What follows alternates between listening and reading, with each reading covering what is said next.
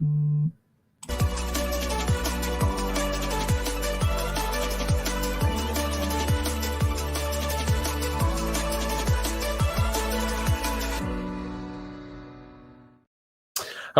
and welcome to the Gooner Talk, back again with you guys for another episode of what is the Arsenal Transfer Show. Joining you every morning at 8 a.m. UK time. Hope you're doing good. Hope you're doing well. Last day in Copenhagen this morning. Back to the usual surroundings from tomorrow until the next short break away that I've got in a couple of weeks' time. So you can imagine that Kylian Mbappe is going to be signed during that period, I'm sure, because everything's going down whilst I'm away. It's just the way that it goes. But thank you, everyone, for tuning in. Very much appreciate, and very much appreciate everyone that is always tuned in continually. If you haven't already dropped a like on the video, subscribe to the channel. If you're new around here with those notifications turned on so you never miss a show, it would be very much appreciated. Let's say good morning to those joining us live in the chat box. Again, StreamYard not doing anyone any favours. And Penny Ween, good morning to you. Good morning to Martin. Good morning to Matt G. Paul, we've got Penny Ween, Carl, Femi. We've got Ponaru, Stephen, Carlton, Stevie, James, Morgie, Martin, Jake, PJ, Hawkwind, Vic, Olu, Red Star, Josh, Garbas, Tony, Bakary Lasagna, Odorile, Timber. Timber is joining us in the chat box this morning. Dave, good morning to you. Good morning to everybody else. Let's get on with today's story, shall we? We kick off just to give you a little bit of an insight into the shirts. For those listening on audio platforms, of course, you won't be able to see it, so hop over to YouTube. But in Copenhagen, I visited the Parken Stadium yesterday, which, of course, has their own fan shop. And with a new shop contains more shirts to add to the collection. For those that don't know, I've got like a ridiculous number of shirts of places that I've visited. So it's just kind of a tradition at this stage. For wherever we visit, we get a shirt. So unfortunately, I wasn't able to get a Chicago Fire shirt. Now I'm thinking a bit when I was out in Chicago, but maybe that's one I will be returning at some point. So I'm sure I can get one then. But yes, that was it's a very kind of minimalist stadium design, as you can see in the photo on the screen there. It's a big rectangle, basically. There's nothing special necessarily about the outside or anything like that. It just kind of fits into the architecture of the background. But very much so. I had someone leave a comment saying it's a bit of a Spursy shirt, to which I replied saying, well, they're league champions and they're consistent league champions, of which there is nothing Spursy about that whatsoever. So don't give Spurs the credit of comparing them to Copenhagen, because they win trophies and Spurs don't. It's quite as simple as that. Now, Arsenal confirmed the signings of two players yesterday. Well, we had one yesterday, Chloe Lacasse, and the day before, Amanda Ilestedt. Apologies for the terrible pronunciation, but both players confirmed to be part of the Arsenal women's team under Jonas Eidevall for next season, and certainly a really impressive bit of business being done. You look at the Arsenal attack now. Alessia Russo expected, of course, to join Arsenal, but Lacasse scored 70 league goals in 74 matches for Benfica during her time there. It was around 100 goals and 120 plus games in total. Fantastic kind of goal record as well. And you have to think, you're adding Lacasse, Russo, Miedemar, Beth Mead when they both come back into the team for next season. Arsenal are going to have one hell of a lineup, for the campaign, and really going to be taking the game to Chelsea. Hopefully Arsenal men and women's sides will be battling for the top honours. So very much looking forward to the women's season next year to see who indeed we are pushing for.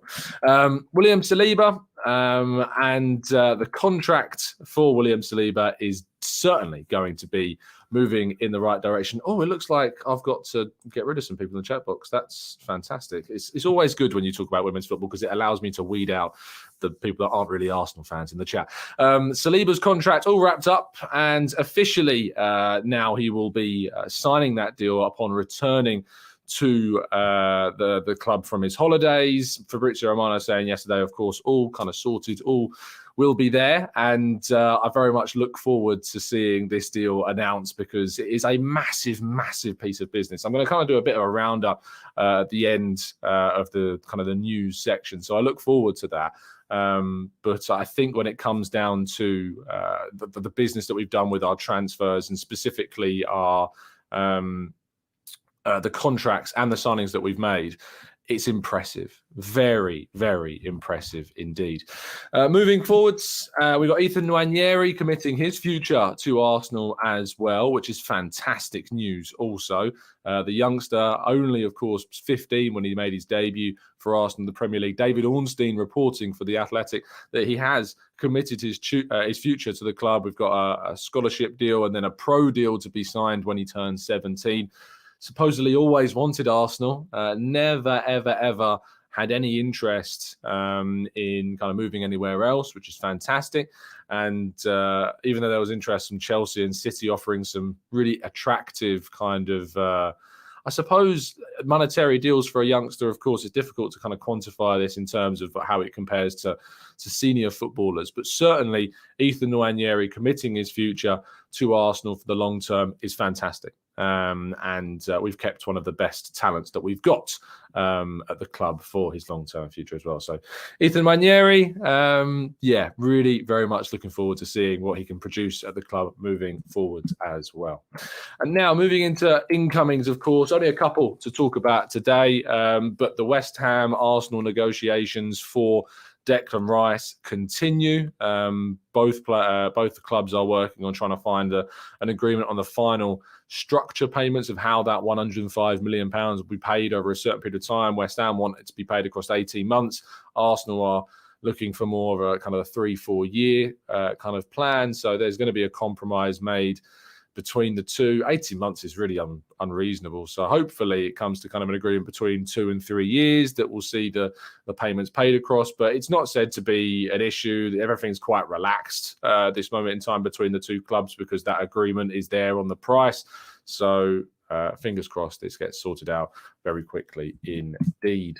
And finally, our headline story of the day, which is fantastic to hear, is that Arsenal have agreed a £40.5 million deal with Ajax for Jurrien Timber, which is a brilliant piece of business by Arsenal. For me, this deal has gone very much under the radar. All of the hype around the Declan Rice situation, all of the hype around Kai Havertz and that kind of deal getting sorted and the debate around Kai Havertz has certainly, I think, overshadowed the Jurrien Timber deal. And don't be mistaken by this. This is a really fantastic piece of business by Arsenal. One of the most exciting young defenders on the market. Arsenal have managed to wrap up. There was interest from Bayern Munich, interest from Manchester United, but Arsenal win the race for the player who will join for around £40.5 million. It's about 42 million euros going up to 47 million euros according to Mike Wawijk of the Der Telegraph in the Netherlands. But he will now undergo a medical and it is said to be booked in, and Arsenal are moving quickly with their target. So before July, Arsenal have signed Kai Havertz. They have an agreement with West Ham for Declan Rice. They have an agreement with Ajax for Jurrien Timber. They've got an agreement with William Saliba and Reiss Nelson over new contracts. They've already signed Bukayo Saka, Gabriel Martinelli, Gabriel Magalhaes, Aaron Ramsdale up to brand new contracts. And there is expectation that hopefully more could be coming. We don't know what Arsenal's business will be from this point onwards. We don't know what really could happen. The biggest indicators are, of course, that Romeo Lavia is a very key target. There's been rumours of Aurelien Tchouameni, although I've not been able to confirm those. I haven't included that in today's show because I don't think there's enough credit in the links at this moment in time. We'll wait and see if indeed that changes. And of course, we'll tackle that when we need to. But it is a huge, tremendous job that the club have done. And to see what they've done with both contracts and potentially incoming signings has been absolutely brilliant. Right then, let's move to part 2 and your questions and your comments right after this.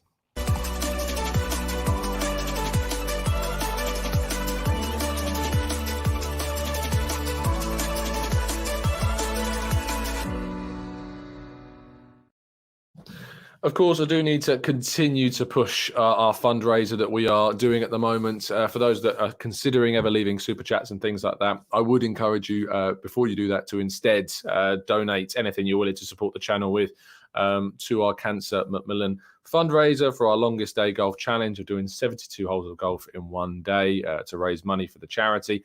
We're very close, actually, to hitting a halfway mark on our £1,000 target, which is amazing considering we've only been doing this for a few days. So thank you to everybody that has donated so far. Recent people to donate in the last day or so, which is fantastic to see. We've got Dave. Thank you so much for your kind donation. Someone anonymously giving £5. Really appreciate that. Graham, Stuart and Alison, Bob, Mark and Faye, all supporting the cause as well. So thank you to everybody that has indeed chipped in so far. And to go into the chat box, Peony Ween dropped in this morning with a great comment at the start. The signing of Chloe Lacasse means that the men and women's teams are winning it all. Hashtag in the know. And you can't understate the business that Arsenal have done in the market for the women's. We just did a whole roundup of, the men's game there with Timber and Rice and Havertz, with signings being made. But not only that, but seeing the work that's being done in the women's team as well to potentially, we're hoping, see an announcement regarding Alessia Russo, Lacasse joining, Ilestedt as well joining recently too. We've done some great business across the men's and the women's game. And Arsenal are looking to be a dominant force in the English game and the European game on both sides of the sport. So I'm looking forward to next season, even more so. It's a really exciting campaign coming forwards, and hopefully we can see some fantastic results going into the new season. Jimbo13, thank you for the kind donation. Smash the likes, peeps. He says, come on, you Gooners, please, if you could follow Jimbo's instruction and drop a like on the video. That would be very much appreciated as well.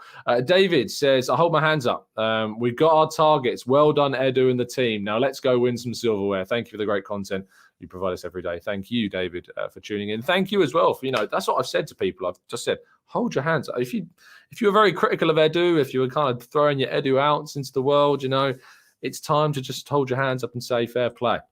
Fair play to Edu, and I look forward to the brand new season. Charlie says, is your expectation changing with the players that we've signed / linked to? I previously said challenge, but now I feel that we need a trophy. I've said to people before, Man City, no matter what business we've done, Man City go into every single competition next season as favourites. Who are the favourites of the Premier League? It's Man City. Who are the favourites for the Champions League? Man City. Who are the favourites for the League Cup? Man City. Who are the favourites for the FA Cup? Guess what? It's Man City. So I can never have an expectation of a trophy. I can never have an expectation of winning the league. I can certainly have the aim to win the league. Our aim for me should be winning the league. We should try to win it. That should be absolutely what our aim is.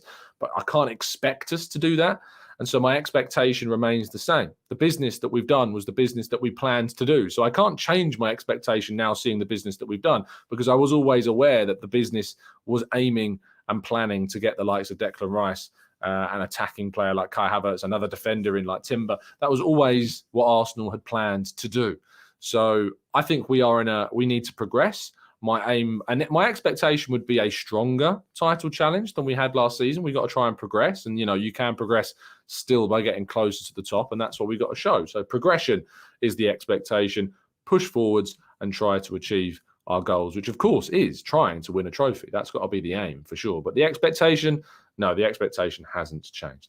Marcus says, hands up. I thought Tom having a holiday was a bad thing, but I was wrong. Look at all the signings we've made since he's gone away. Yes. I've had people campaigning apparently to start a GoFundMe page to start keeping me out here in Denmark until we've signed all of our players. Martin says, these signings are all good and well, but if Xhaka and Partey go, they're replacements, not reinforcements, which is what we needed. And Martin, I agree with you. I think we need to add another player. What I would say, though, is Havertz is, I think, being looked at as the Xhaka replacement, as in player out, player in. I'm not talking about the role that both players perform, because both players are characteristically different. But Xhaka out, Kai Havertz in, I feel that is a kind of, and a number in the squads, Xhaka leaving is being replaced by Havertz in the squad. He's being listed as a midfielder. Arteta's talking about him as a midfielder. So if you think about it that way, Arsenal adding Declan Rice into the fold as well. If Arsenal adds another midfielder and Xhaka and Partey go, I suppose you can kind of look at it as one extra coming in, so you are reinforcing. But for me, I still think that we need to add more than just one more midfielder to the group as well. That's what I personally believe. I think that's what we should be aiming to try and achieve. So, but I regret what you're saying. And I said at the start of the window, Arsenal should be aiming, I think, to keep, Partey at the club. I think that, Xhaka moving on is fine, but we need to make sure that we have a strong enough squad for the Champions League next season, which is going to be really, really key. Let's go to and Magambo says, are we sure Xhaka is leaving? Yeah, we're pretty darn sure. We're pretty darn sure at this stage. Dennis says, hey, Tom, any truth in the rumour that PSG are interested in taking Holding on loan as backup? If so, would you, in hope he can boost his value, or sell him now? Is there? I have not even seen this, to be honest. So I know I've not been able to do any digging on my side of things of transfers the last couple of days or so, but I've not seen that, and I've been fairly across it still, but no, I've not seen that. So I'm going to assume no, but don't rule it out. You can never say never. But I would be surprised if that turns out to be true. AB says, do you think Arsenal have another big marquee signing trick up their sleeve? Potentially. I wouldn't rule it out. You think about what we've done so far. We brought in Rice. Well, we've agreed the fee. We've agreed kind of the deal, if you like, with West Ham. Final details are being sorted. We've signed Havertz. We've agreed the deal with Ajax. Have Arsenal got it in them to make one more signing, one big one? Would you count Romeo Lavia at £40 million as a big signing? I think that's a big investment still, and he's a marquee player, arguably, but he's still young. Marquee, though, kind of hints towards like an established player, like a Rice, like a Havertz. I'd say Timber's a marquee signing personally. I think that's one of the best young players in the world in his position. So I'm not sure. I'm not sure whether or not. If it will happen, I'm hopeful, but I wouldn't rule it out indefinitely. I think we probably have to look at the space of the squads. I think we've kind of got the bloated squad now. We need to make sure we're moving on players like Pepe, and I know Marie's going to be going soon, but Cedric as well, and Rob Holding, as we've already mentioned. We need to start moving on these players, so that's always going to be important as well when thinking about if we're going to be able to bring in another option as well. Aaron Knowles says, surely Tavares is worth more than the reported £8 million. My question for that is why? Why is he worth any more than that? We bought him for about £7 million. He came in, he was okay. I don't think he was any better than he was for Benfica. He then got worse. He went to Marseille and had a pretty dreadful season. So what's the argument that he's worth any more than what we really paid for? If Arsenal can get double digits for Tavares, I'm happy. If we can get double digits for Tavares in this summer window, I'm happy. He scored 6 goals for Marseille, all at the beginning of the season, kind of a big flurry of form. He didn't get a single assist. As a wing-back, not one assist. It's not good enough, frankly, and Tavares isn't good enough. So I don't know why he's worth any more than what we paid. He's not improved. He's arguably got worse, so I don't know where the expectation of getting much more than £8 million. And even if he's going from Premier League to Premier League, it doesn't mean, if you're West Ham, you're going, he's not improved, and you want him gone as well. So the kind of the Premier League to Premier League is kind of negated by the fact that Arsenal want him gone. So yeah, double-digit millions, Baku Lizang, I should point out that, double-digit millions, not just 10 quid for Tavares, although, don't know how much he's worth these days. Revsan says, hey, Tom, considering we have El Neni, Jorginho, and now Rice, who can all play in that 6th role, and Smith Rowe, Vieira, Havertz, who could play as Ødegaard's partner. I don't like calling it the 8 because I don't think Havertz is playing an 8. I don't think Smith Rowe or Vieira play an 8. I think it's not I wouldn't describe it as an 8. I'd call it an 8-10 hybrid. I think the easiest way to describe it is partnering Ødegaard. So I think that kind of eradicates all debate. So whilst those 3 can play as Ødegaard's partner, do you think we might not sign any more midfielders? No, I think there's potential for Arsenal to sign one more. I think the evidence is there. The links to Lavia are certainly true, to my understanding. Arsenal's interest in him is real. Whether or not they move on that interest is another thing. In terms of kind of a club side of things, the players' side, there's been discussions, and that's very normal, But on the other side of things, on the club to club side, we're still kind of waiting for an update on that. Gooner Gang says, Tom, with the signings that we've made, do you think that we will see some the same formation as last season? I don't really like talking about formations in kind of structures, because I think what we've learned from Mikel Arteta is that he's very fluid in the structure of what he expects from the team. What we have come to expect from Arteta is a system that changes, a system that's always evolving. And because of that, I don't think there's an expectation of us of the same 4-3-3, because when we're in attack, we play with a back 3. I think we could even move to a back 2 against some other sides where you've got Timber and Zinchenko, who knows. People say that those 2 can't play together at right and left back. I'd be intrigued to see if it would work. I think it would create a little bit of imbalance and some vulnerabilities at the back. But if you need to change things, if you're in a game state where you need to get a goal, I don't think there's anything wrong with throwing Timber on instead of White, maybe. But that's why maybe a right back is still something that we're looking at. I've kind of speculated that maybe Arsenal might look to bring in kind of a different style of right back to add some differences into that line. So we'll wait and see if anything changes on that front. Edros says, why would Arsenal go for another midfielder? Wouldn't an attacker be better? Again, not necessarily. I think Havertz, the benefit of Havertz is his versatility kind of adds something to the forward line. I think Havertz could play false nine if you wanted him to. I think he could play as a second striker if you wanted him to. So I don't think there's necessarily an expectation that a forward will still come in. I'm not ruling it out. But what I'm saying is I think Havertz's versatility is something that Arteta and Arsenal have looked at and thought, well, we've consigned somebody that's going to add something significant into both positions. So that's where I would stand on that one. Daniel says, I think Timber and Zinchenko will be fine as long as you have two CDMs, so Partey and Rice. I think that's a really good point, Daniel. Yeah, that's a really good kind of explanation of the structure of the midfield changing, if the structure of the defence also has to shift. So, yeah, really strong point there, and certainly agree. I think you'd have to play both of those two defensive midfielders in that case. Monkberry says, I fear that FFP rules will stop us signing more. And I think that's maybe one of the reasons why, we're going to start looking at moving players on, and we need to try and get some more players out and get some money in for those players. Pablo Mari's going to bring us in around £8 million. Xhaka's going to bring us in around £13 million. If Balogun leaves, you're hopefully getting upwards of £35 million for him. He did actually tweet, I don't know if you saw this, he tweeted about an hour or two ago, it's time, with a little hourglass emoji. Who knows what that means? I know that the US are playing later on this evening, but he's not involved in that game because he's not on the roster for the Gold Cup, but I don't know what that means, and no one knows what it means. There's been no kind of outward signs of talks with other clubs or bids from other clubs yet. So unless a deal is being done very quietly behind the scenes, which wouldn't be in Arsenal's benefit to do because they want to drum up as much interest, as they can in the player. I'm not reading too much into that tweet at the moment, but I might be changing my tune in a day's time. So let's wait and see.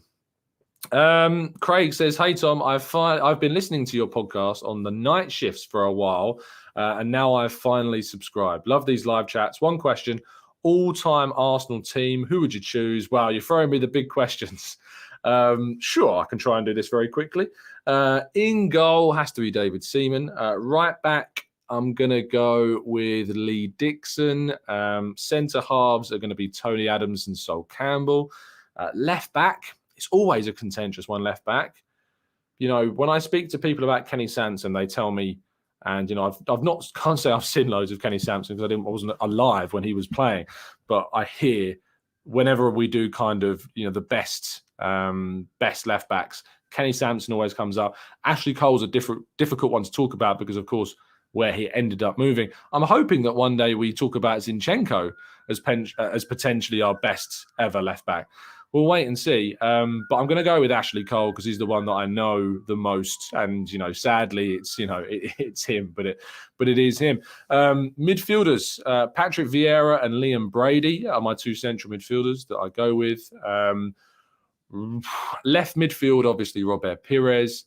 Right midfield's tricky because obviously you think Freddie Ljungberg. And I know that the player that I want to get in this team didn't play at right.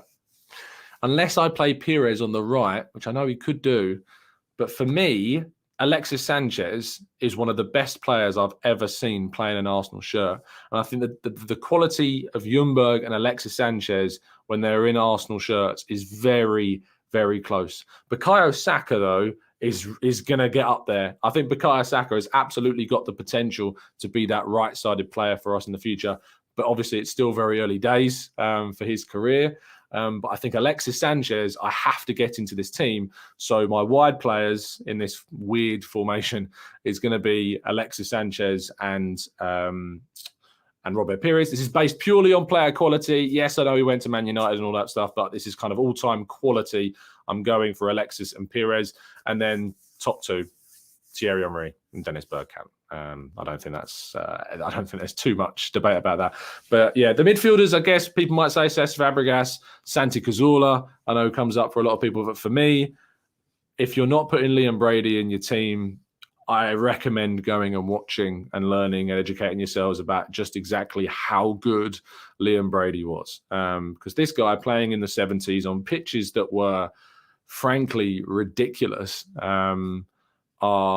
his ability, his skill, his technical skill was just unrivaled during that period that he played. So if Liam Brady was able to play in today's game on these pitches, he would arguably be, if he wasn't anyway, one of the best centre midfielders to have ever lived. And I firmly, firmly believe that. So if you're not aware of much about Liam Brady and what he was like for Arsenal in the 70s, I recommend you go and find out, because the guy was unbelievable as a footballer. So, but in the current Arsenal team, it's interesting to think about which players we think could actually break into that side. If you think about it, could William Saliba become a better player than either of Sol Campbell or Tony Adams in the future? If he stays at Arsenal for all of his career, could Saliba break into that? Potentially. Could Zinchenko potentially be one of those players that gets into that left-back role one day over Ashley Cole? Who knows? We'll have to wait and see where Arsenal go as a team. Our right-back position.